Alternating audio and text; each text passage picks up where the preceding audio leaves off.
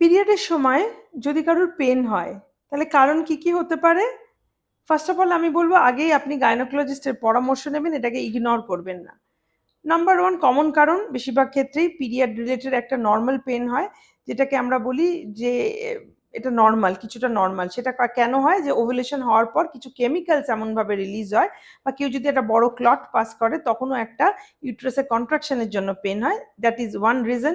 Second reason হচ্ছে chocolate cyst বা endometriosis বা অ্যাডেনোমায়োসিস, এই ধরনের কারণ যেগুলো পিরিয়ড পেনফুল পিরিয়ডের কারণ। নাম্বার থ্রি বলতে পারেন ফাইব্রয়েড ইউটেরাস। যদি কারোর ফাইব্রয়েড থাকে ইউট্রাসের মধ্যে, যে ইউট্রাসের শেপ এবং ক্যাভিটির মধ্যে শেপ ডিস্টর্ট করেছে, বেশি ব্লিডিং এবং পেন নিয়ে প্রেজেন্ট করে। তো এগুলো হচ্ছে মোস্ট কমন কজ। এছাড়া কেন হতে পারে? ভিতরে যদি কোনো একটা গ্রোথ থাকে ক্যাভিটির মধ্যে, সেটা ফাইব্রয়েড পলিপ হতে পারে, নর্মাল পলিপ হতে পারে, সেক্ষেত্রেও কিন্তু একই প্রেজেন্টেশন হবে সেই পিরিয়ডে পেন।